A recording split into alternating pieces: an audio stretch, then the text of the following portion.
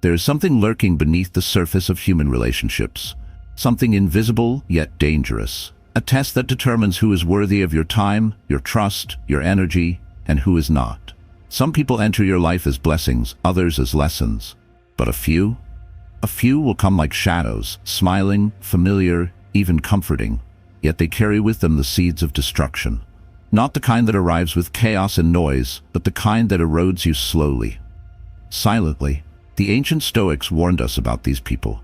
They move through the world with selfish intent, taking without giving, draining without replenishing.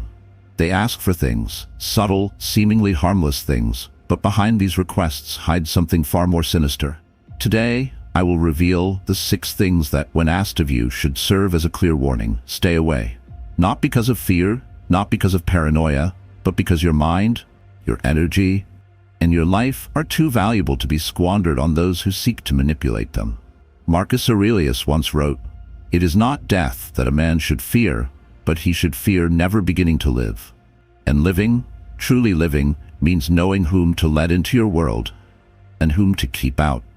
Make sure to like and subscribe if you haven't yet. Every like, subscribe helps us continue our mission of sharing knowledge. And leave a comment below and share your opinion on these things, or tell me which one resonates with you the most. Ready to unlock more wisdom? Let's get started. Thing 1. The request for your silence. There exists a request so subtle, so seemingly innocent, that many fail to recognize its true nature. It is not a demand for action, nor a plea for help. It is a request for inaction, a request for silence. At first it may appear as a simple favor. Someone confides in you, someone shares a secret, someone asks you to just keep this between us. And perhaps in that moment it feels like trust, a bond, a connection between two people that no one else is meant to understand. But in the shadows of that request, hidden beneath the words, lies something far more insidious. To ask for silence is often to ask for complicity. There are those who will seek to quiet your voice, not because they respect you, but because they fear what it might reveal. They do not want you to speak because your words might shatter their illusions. Your honesty might expose their intentions. Your perspective might be the mirror that forces them to see themselves as they truly are. The Stoics warned against the dangers of false loyalty. They understood that silence, when given to the wrong people, is not a virtue, but a chain. Epictetus once said, "If a man does not know to which port he is sailing, no wind is favorable." And what is silence, if not the absence of wind? What is silence, if not the stillness that keeps a ship drifting aimlessly in the dark? Those who demand your silence do not want you to navigate your own path. They do not want you to move forward with clarity and purpose. Instead, they want you to remain anchored in uncertainty, bound by their secrets, their manipulations, their control.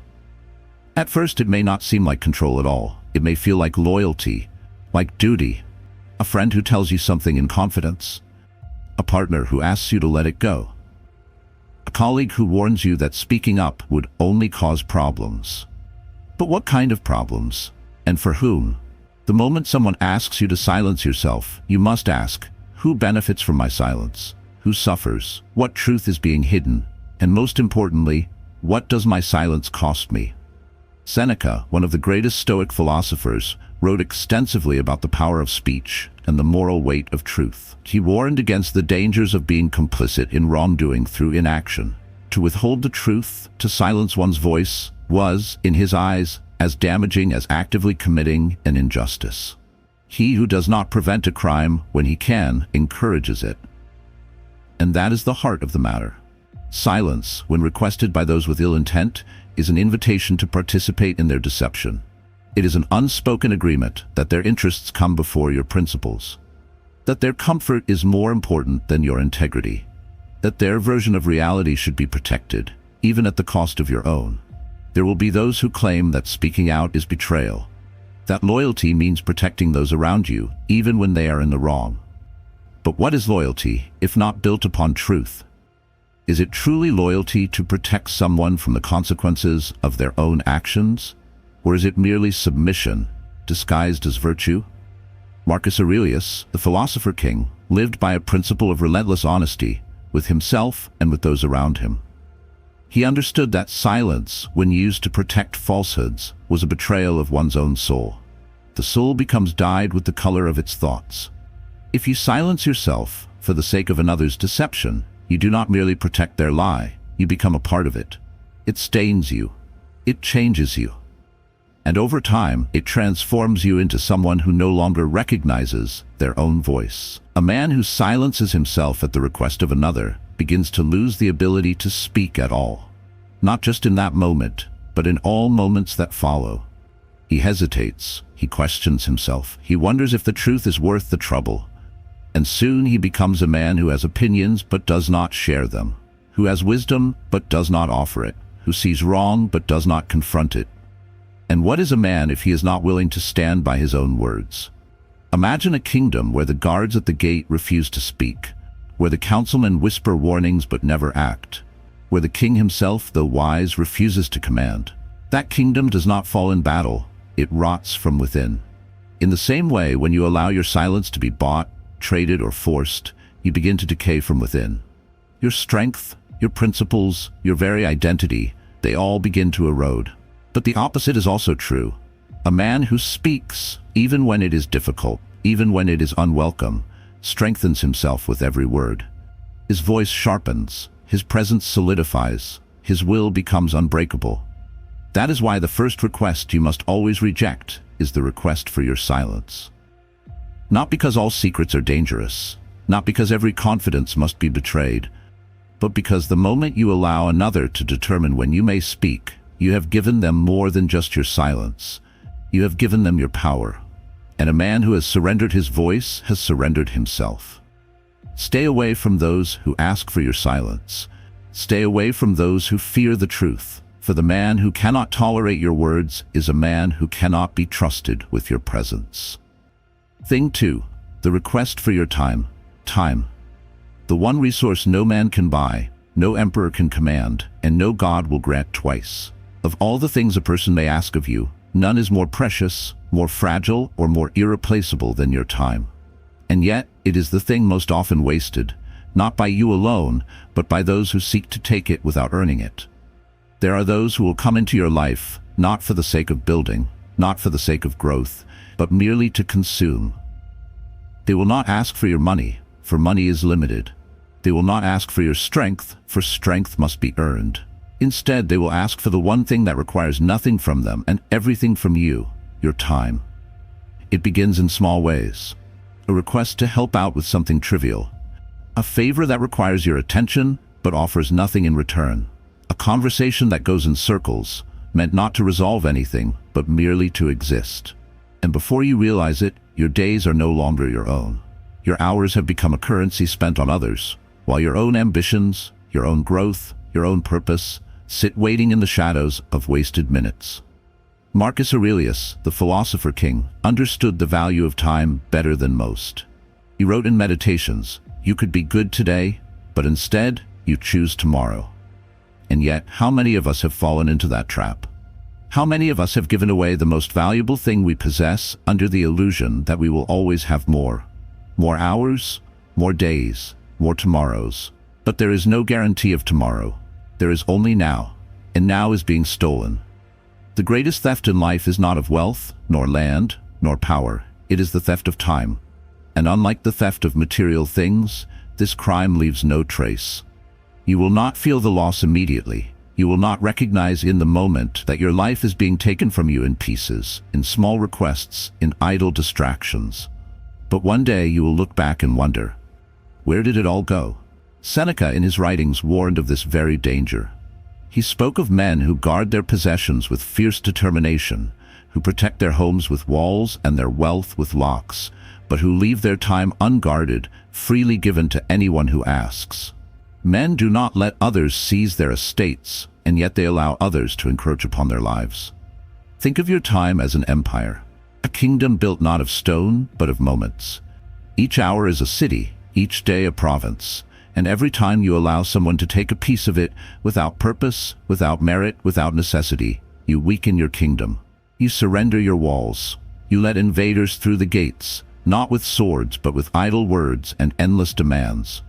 And who are these invaders? They come in many forms. Some will ask for your time because they are lost themselves. They will wander into your life with no direction, no ambition, no purpose, and they will expect you to wander alongside them. They do not wish to build, only to drift, and in drifting, they will pull you with them.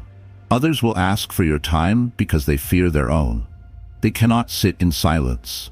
They cannot be alone with their own thoughts. And so they demand distraction. They do not seek your company for the sake of your wisdom, your perspective, or your presence. They seek it because without you, they must confront themselves. Then there are those who demand your time as a form of control. They will make you feel guilty for refusing. They will make you believe that saying no is an act of cruelty. They will disguise their request as friendship, as duty, as love.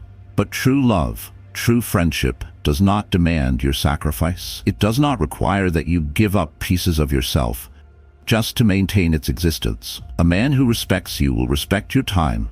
He will not demand it without reason. He will not take it for granted.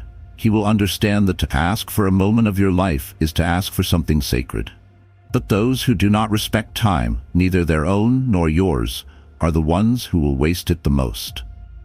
And when it is gone, they will not mourn its loss. They will simply move on to another, to take from him what they took from you. This is why you must be ruthless in protecting your time. It is not selfishness, it is survival. It is not cruelty, it is clarity. Because time once given cannot be returned. Once spent, it cannot be regained. A man who learns to say no is a man who learns to rule his own life. He does not bend to every request, does not surrender to every demand, does not allow himself to be a vessel for another's whims. He is like the great Stoics, firm, resolute, immovable, in the face of unnecessary distractions. Does this mean you should never give your time to others? No, but you must give it wisely. You must give it with intention. Give your time to those who value it, to those who use it well, to those who seek to build, to grow, to create something meaningful. Give it to those who inspire you, challenge you, strengthen you. But never, never give it to those who would waste it. Because a man who wastes your time is a man who wastes your life. And nothing, nothing is more valuable than that. Thing 3. The request for your identity. There is a slow and silent kind of theft that few recognize until it is too late. It does not come in the form of robbery, nor in the loss of possessions. It is more insidious, more subtle, a kind of erosion that takes place over years, over decades, until one day a man wakes up and no longer recognizes the face staring back at him in the mirror. This theft is not of wealth, not of time, but of something even greater: identity. A man's identity is his foundation. It is the sum of his values, his principles, his beliefs, his experiences, and the way he chooses to move through the world. It is the essence of who he is. And yet, there will always be those who seek to take it from him. Not by force, not by demand, but by persuasion, manipulation, and the slow decay of his own will. It begins with small compromises. Someone suggests that perhaps you should not speak so boldly, that perhaps your opinions are too sharp, your convictions too rigid, that you must learn to adapt, to blend in, to be more agreeable. It is presented as wisdom, as advice, as the natural way of things. But beneath these words lies a deeper message. You must change to be acceptable. And once you accept this, even in the smallest way, the unraveling begins. The Stoics believed that a man's greatest responsibility was to remain true to himself, unshaken by the demands of the world. To live in accordance with reason, with virtue, with a deep and unwavering understanding of who he is and what he stands for. But to do this requires strength, because the world does not reward authenticity. It rewards conformity. Seneca once wrote, "Associate with those who will make a better man of you. Welcome those whom you yourself can improve." The process is mutual, for men learn while they teach. But what happens when you associate with those who do the opposite? Those who do not seek to elevate you, but to dilute you? Those who do not wish for you to be stronger, but more manageable, more convenient? You must recognize this pattern before it is too late. There will be people in your life who do not care for the man you are, only for the man they can shape you into.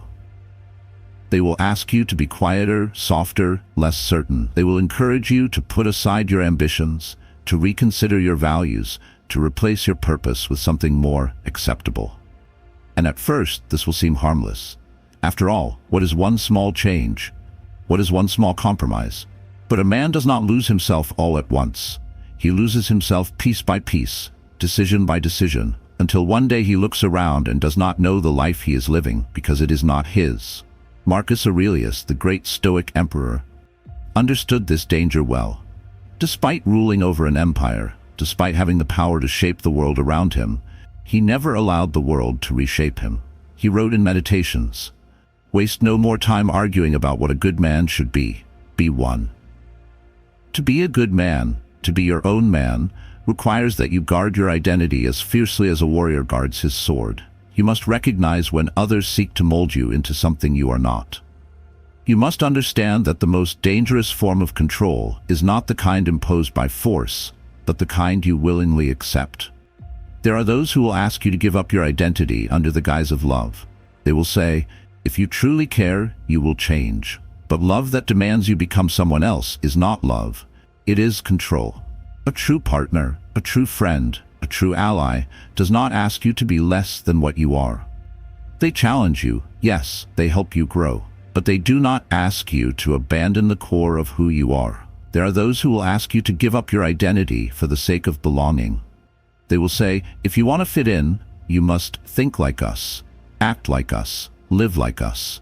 But belonging that requires the death of your individuality is not belonging. It is surrender.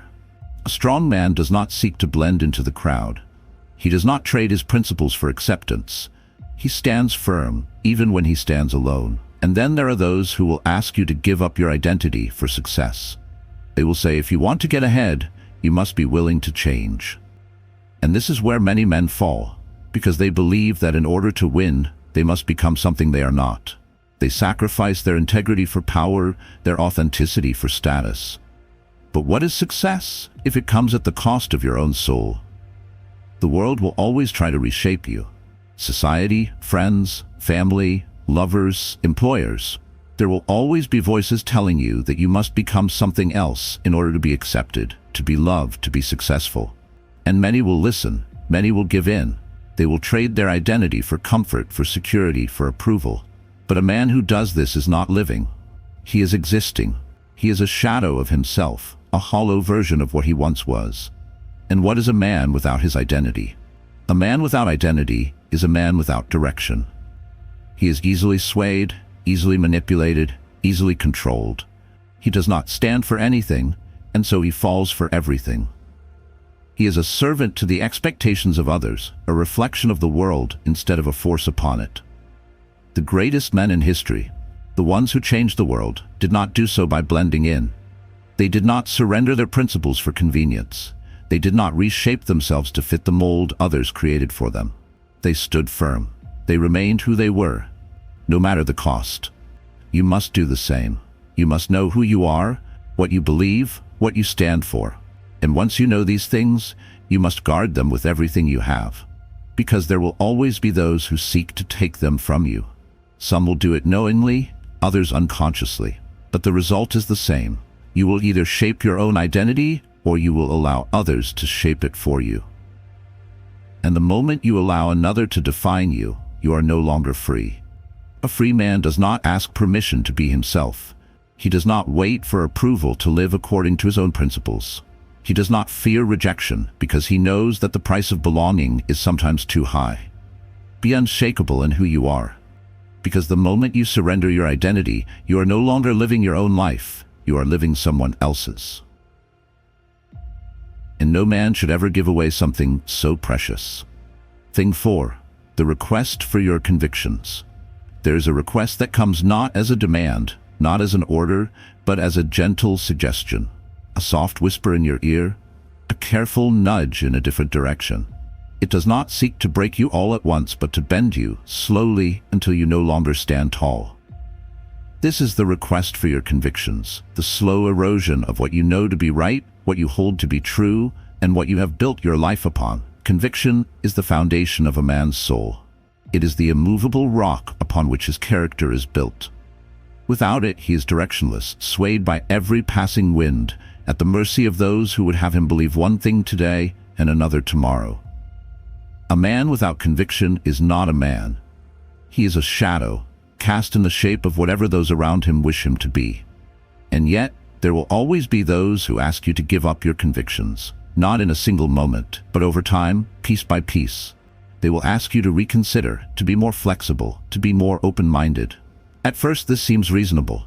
After all, should a man not be willing to listen, to learn, to grow? But there is a difference between wisdom and surrender. There is a difference between learning and betraying yourself. Seneca once wrote, "If a man knows not to which port he sails, no wind is favorable." And what is conviction, if not the port toward which you sail? What is it, if not the destination that gives meaning to your journey? Without it, you are at the mercy of the storm, thrown in whichever direction the world demands. The world does not reward conviction. It does not celebrate men who stand firm. It seeks to break them, to reshape them, to make them compliant. Because a man with conviction is dangerous. He is difficult to control. He cannot be bought, cannot be intimidated, cannot be manipulated into living a life that is not his own. Look at history. The greatest men who ever lived were not those who bent to the will of others, but those who stood firm in the face of opposition. Marcus Aurelius, the last great emperor of Rome, did not allow himself to be swayed by flattery or by threats. He ruled according to reason, according to principle, never allowing the pressure of the world to turn him into something he was not. Waste no more time arguing about what a good man should be. Be one. And yet, how many men spend their lives doing just that? Arguing, debating, justifying, explaining why they believe what they believe, why they live as they do, why they stand where they stand. They spend their days defending their convictions instead of living them. And slowly they begin to compromise. They begin to adjust, to soften, to doubt. It starts small. A friend suggests that maybe your standards are too high. A colleague warns you that standing by your principles will only make your life more difficult. A loved one asks, "Can't you just let this go?" And so, to avoid conflict, to avoid discomfort, you let one thing go. Just one. But one leads to two. Two leads to 10. And before you know it, you are not the man you once were. There are those who will ask you to give up your convictions under the guise of love. They will say, "If you care about me, you will change." But love that demands your surrender is not love. It is possession. A man who truly loves you will not ask you to abandon yourself. He will challenge you. Yes, he will push you to be better, but he will not ask you to betray the core of who you are. There are those who will ask you to give up your convictions for the sake of comfort. They will tell you that life will be easier if you do not hold so tightly to your beliefs. And in the short term, they are right.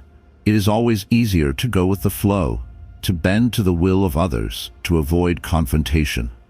But easy does not mean right, and a man who chooses comfort over conviction will find that he is comfortable only for a while, until he looks in the mirror and no longer recognizes the man staring back at him. There are those who will ask you to give up your convictions for success. They will say that in order to get ahead, you must be willing to change. That holding too tightly to your principles will only hold you back. That men who refuse to adapt are left behind. But success that comes at the cost of integrity is not success at all. It is servitude. A man who trades his values for wealth, for power, for status is not a leader, he is a puppet. And then there are those who will ask you to give up your convictions for the sake of acceptance. They will tell you that if you want to belong, you must think as they do, believe as they do, live as they do. But belonging that requires the death of your convictions is not belonging. It is enslavement. A strong man does not need the approval of the crowd. He does not trade his soul for the sake of fitting in. He stands alone, if he must, because he knows that a man who stands for nothing is no man at all. You must recognize these requests for what they are. Attempts to make you less than what you are. A man with conviction is a rare thing. He is a threat to those who wish to control him, to those who cannot bear to see someone living with purpose, with strength, with certainty. That is why they will try to break you. That is why they will try to make you question yourself. Because if they can make you doubt, even for a moment, they have won. But you must not let them win. You must know what you believe. You must understand why you believe it. And you must be willing to stand by it, even when it is difficult, even when it is unpopular, even when it costs you. because a conviction that crumbles under pressure is not a conviction at all. It is a preference. And a man who lives by preference rather than principle is a man who can be swayed by whatever the world throws at him. The greatest test of a man is not whether he can stand firm when it is easy, but whether he can stand firm when it is hard, when the world is against him, when those he loves do not understand him, when the easier path is right in front of him, begging him to take it. It is in those moments that a man is truly tested. And it is in those moments that a man must decide, will he be shaped by the world, or will he shape the world around him? Be the man who does not bend. Be the man who does not surrender his convictions for the sake of comfort or success or belonging. Be the man who stands firm, even when he stands alone. Because the man who holds on to his convictions, no matter the cost, is the man who cannot be controlled. And a man who cannot be controlled is a man who is truly free. Thing 5. The request for your loyalty. Loyalty. A word that carries the weight of kingdoms, the foundation of brotherhood, the backbone of every great man who has ever walked this earth. It is a virtue that shapes the strongest of bonds, that holds empires together, that forges men into legends. But loyalty, when given to the wrong people, when demanded instead of earned, when twisted into something that serves only the selfish desires of another, becomes a chain, a cage, a slow death of the soul. A man's loyalty is sacred. It is not something to be handed out freely, nor something to be given away to those who have done nothing to deserve it. And yet, there will always be those who demand it, not because they have proven themselves worthy, but because they wish to control you, because they wish to bind you to them, not through honor, but through obligation, through guilt, through manipulation. They will not say, "Be loyal to me because I have stood by your side." They will say, "Be loyal to me because I expect it." They will not say, "Follow me because I have led with strength and wisdom." They will say, "Follow me because you owe me." Loyalty that is demanded is not loyalty. It is servitude. True loyalty is a bond forged in fire, in battle, in hardship. It is built upon trust, upon respect, upon a mutual understanding that neither man will betray the other, not because he is forced to remain, but because he chooses to. Because he has seen the character of the one beside him and deemed him worthy. Marcus Aurelius understood the nature of loyalty well. Though he was emperor of Rome, he did not demand blind allegiance from his men. He did not surround himself with sycophants, with flatterers, with those who followed him out of fear or self-interest. He knew that the only men worth keeping close were those who chose to stand with him, even when it was difficult, even when it was dangerous, even when it would have been easier to walk away. It is not death that a man should fear, but he should fear never beginning to live. And what is life if it is lived in chains? What is life if every action, every decision, every loyalty is dictated by the expectations of others, rather than by your own judgment? There will be those who ask for your loyalty without proving theirs in return. Those who expect your unwavering support, even as they betray your trust, even as they use you for their own gain. They will disguise their selfishness as duty, their manipulation as friendship, their greed as love. They will expect you to stand by them, even when they have done nothing to deserve it. A man must ask himself, who is truly worthy of my loyalty? Not all who demand it deserve it. Not all who claim it have earned it. There are those who ask for your loyalty because they wish to control you. They do not want an equal. They want a follower. They do not want a brother. They want a servant. They see your strength, your honor, your commitment, and they wish to claim it for themselves, not because they respect you, but because they wish to own you. They will tell you that true loyalty means never questioning, never doubting, never walking away. But a man should never be loyal to what is unworthy. A man should never be loyal to those who have no honor, no integrity, no respect for the bond they claim to cherish. Then there are those who ask for your loyalty because they fear losing control. They see your independence, your ability to walk away, and it terrifies them. And so they will try to bind you to them, not through respect, but through guilt. They will remind you of the past, of what they have done for you, of how much you owe them. But loyalty that is based on obligation is not loyalty, it is debt.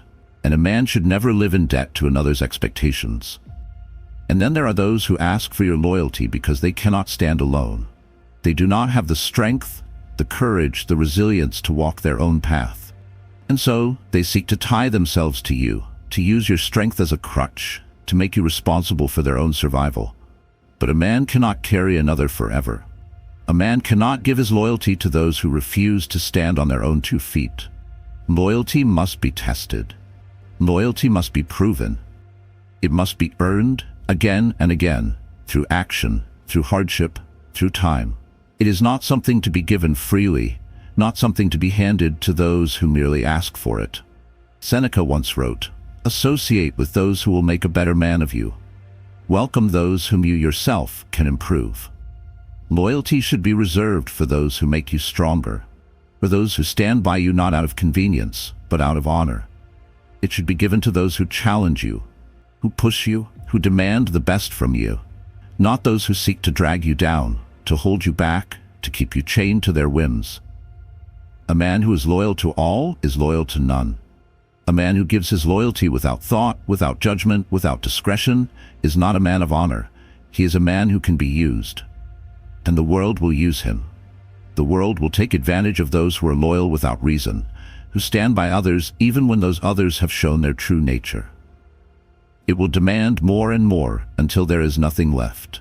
Until the man who once stood with pride now bows with regret, realizing too late that he has given his loyalty to those who never deserved it. A man must learn to walk away. A man must learn to recognize when his loyalty is being used, when his commitment is being exploited, when his honor is being turned against him. He must learn that loyalty is not about standing still. It is about standing true. True to his values, true to his principles, true to himself. If a man asks for your loyalty, ask yourself, has he earned it? If a man demands your loyalty, ask yourself, what does he truly want? If a man expects your loyalty but does not give his in return, ask yourself, why am I still here? Because loyalty, true loyalty, is not something that can be taken. It is something that must be given freely, by choice, by judgment, by the recognition that the one you stand beside is worthy of standing beside you. Be loyal to what is right. Be loyal to what is just. Be loyal to those who have proven, time and time again, that they will stand with you, not because they need to, not because they expect to, but because they choose to. And never, never give your loyalty to those who would use it against you, because the moment you do, you are no longer a man of honor. You are a man who has been claimed. Thing 6, the request for your time. Time is the one thing you will never get back. It is the only currency that once spent can never be earned again. A man may lose money and regain it. He may lose possessions and replace them. He may even lose people and find new ones. But time, once it is gone forever. And yet there will always be those who ask for it as if it were nothing, as if it were an endless resource, as if it belongs not to you but to them. They will not ask for it outright. They will not say, give me your time so that I may waste it. They will come to you with distractions, with obligations, with empty conversations that lead nowhere. They will pull you into their problems, their dramas, their meaningless pursuits, all under the guise of friendship, of responsibility, of companionship.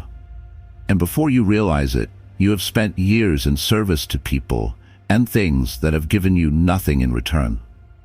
Marcus Aurelius understood this well. He wrote, "You could leave life right now. Let that determine what you do and say and think." There is no warning when your time runs out. No signal that tells you when you have wasted too much. No second chance to relive the years you have thrown away. Every moment spent on the trivial is a moment stolen from the meaningful. Every hour given to the wrong people, the wrong pursuits, the wrong distractions is an hour you will never reclaim. And yet, people will ask for your time as if it is theirs to take. There are those who will ask for your time because they do not value their own. They drift through life without purpose, without direction, without urgency. And because they do not respect their own time, they will not respect yours. They will fill your days with meaningless conversations, with pointless debates, with endless hours wasted on things that do not serve you.